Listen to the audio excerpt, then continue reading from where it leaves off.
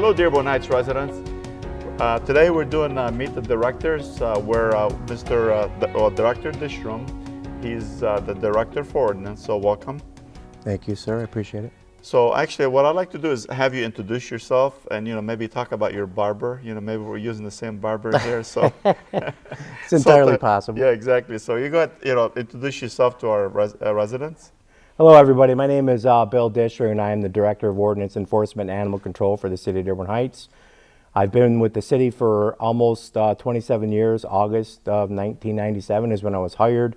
I was appointed to the position of Director of Ordinance Enforcement and Animal Control back in April of 2021, and I've been in that position ever since. Well, since you've been in position, I know you've done a lot, so I've seen a difference, like every day I see improvements. I'd like for you, well, first, before we get into that, so you talked about like how long you've been in ordinance. I'd like for you to maybe talk about your staff. How many staff do you have, and maybe what their responsibilities or areas. Okay. We currently now have 5 ordinance officers. 4 of them function as animal control officers as well. They're all assigned to different areas in the city, which is available on the city's website. It'll show their exact location that they're responsible for. Right now, our primary focus is grass, and we do have a officer that is assigned to businesses as well to try to enforce business ordinances as well. So I know there's a lot of new residents that come to the city, or maybe new businesses. What's the best way for them to actually know like some of our ordinances, like do's and don'ts? Are they like posted somewhere that they can actually look at? Yes, actually, if you go on the city's website, you can find the ordinances are posted online under our department. That's going to be the easiest way. We do actually have brochures that are available at City Hall and other city buildings that they can have access to that will give them that information. So you mentioned grass, that's huge right now, especially in the summertime. So what is typically a violation, when that grass, is there a certain height, requirements? It has to be under a certain amount? Yes, the rule in the City of Dearborn Heights, the ordinance is that if the grass is over 6 inches, you're in violation. If we get a call or observe a violation, we will issue a notice, and you have 7 days to abate that condition. If you don't, the contractor will come out subsequently and cut the grass, and you will be billed for it. So you have to keep it under 6 inches. Weeds, noxious weeds, grass, weed trees, all that stuff has to be kept down. So one of the things that I get from residents, like say there's not so much the front yard, but something in the backyard, but it's imposing on the residents, the neighbors behind them. So what's the best way to take care of that? I know, are we allowed to go in the back, to see if they're still within the ordinance? That is a great question. We have that issue frequently that comes up. The ordinance officer is not allowed to go beyond the front door of the home.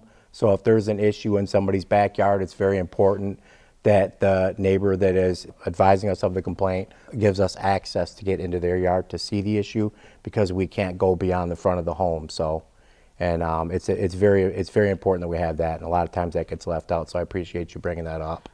Yeah, just some of the stuff that you observe, or some stuff that you actually, like I'm all over the neighborhoods, I talk to different residents. They're always asking me for certain things, so I'm not going to call you, all hours of the night. Like I'm at an event at midnight. Hey, Bill, blah, blah, blah. So this is something good to actually talk about, some of these things, let the residents know.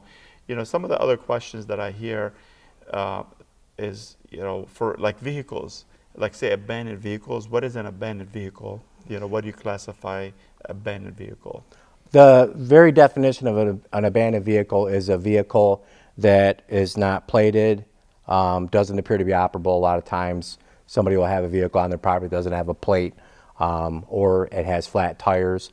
They have to appear to be operable and be plated and appear that they can be utilized. So you can't have stuff like that sitting in your yard, in your backyard especially, and everything, all the vehicles have to be on a hard concrete surface at all times. You cannot park on the grass.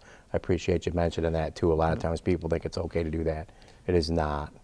So if you see, like say a neighbor, I know you get complaints from neighbors that say, hey, this person's parking their vehicle on a sidewalk, not on the sidewalk, but on the grass. So is this a police matter or an ordinance matter? We can enforce on that, and we do. If residents, sometimes they do on trash day, and other times there is no time where you are allowed to park a vehicle on grass. It always has to be on a concrete surface. If it's on the private property, that would be an ordinance issue. If it's in the roadway, then that would be a police issue. You would contact the police department, especially for like trash day parking complaints and stuff like that. So in the summertime, we hear complaints about people bringing in, like, say, recreational vehicles or boats. Do you know, is there something that for the residents to know, like, hey, you can't bring in boats, like park them in the streets or whatever? I'm not really sure. Again, I get questioned a lot on boats or recreational vehicles. Right. Generally with RVs and boats, a lot of times people will bring them home for the weekend to offload and unload and offload them. That is allowed. We usually give people 48 hours. They cannot be, that's a very long and comprehensive list of things that you can't do with that.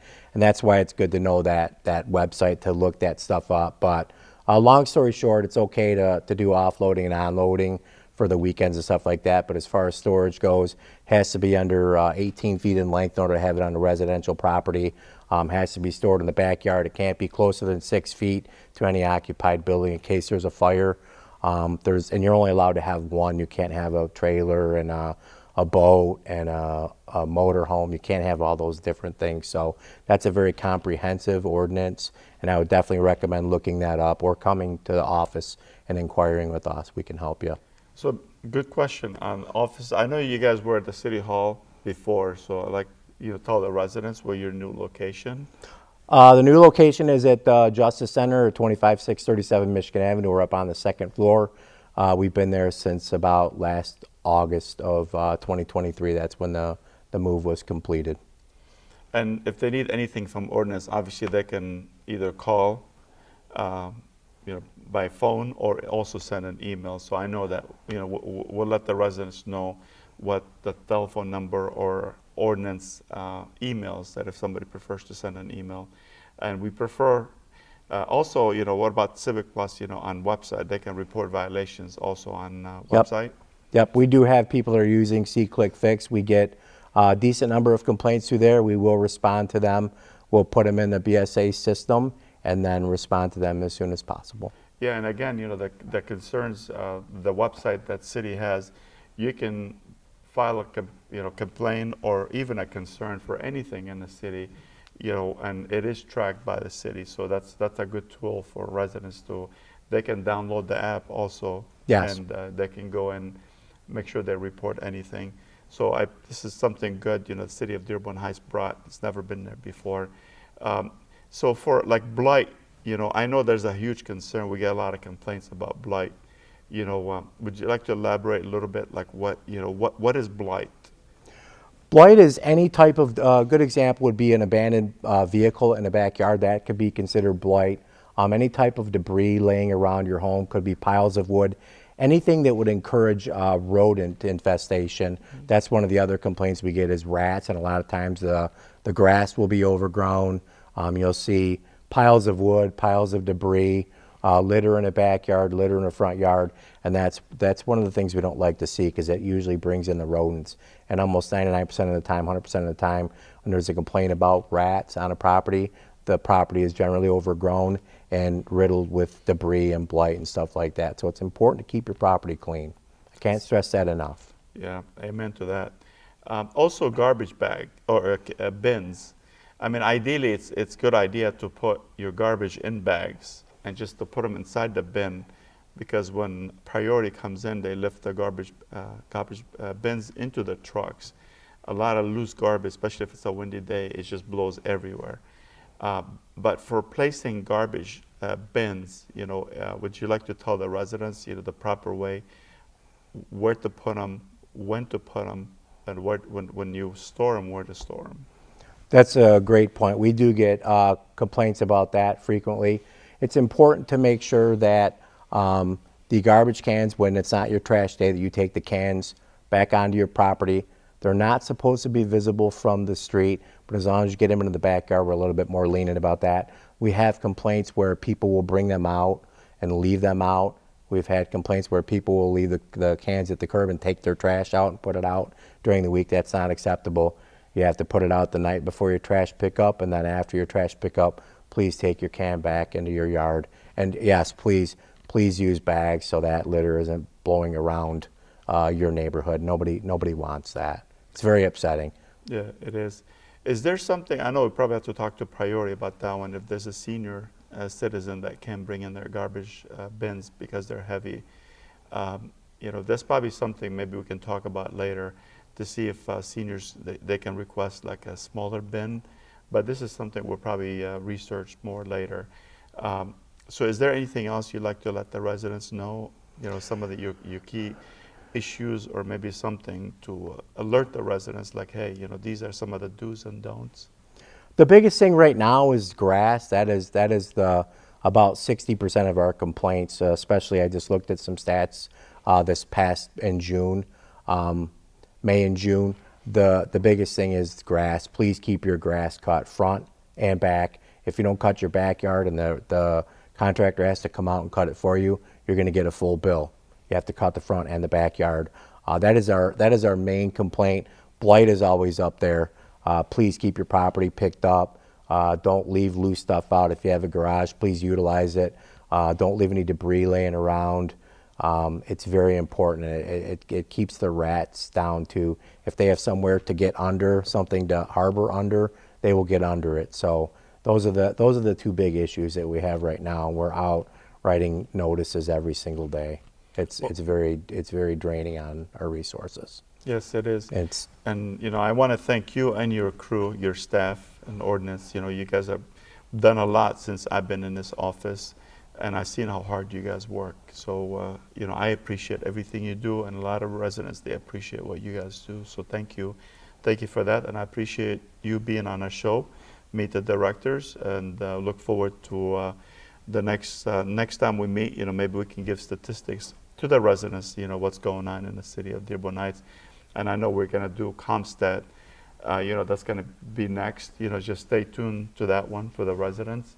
That's basically what we're going to be talking about. The police department is doing ComStat, but ordinance, Mr. Dishroon is thinking about doing the same thing with ordinance to let the residents know where we're at. And please, again, call the ordinance department, and or send them an email, or you can go on our website or download the app, and you can report a concern, and we're on top of it. So again, I appreciate you guys tuning in to our Meet the Director show today. I look forward to the next episode. Have a great day.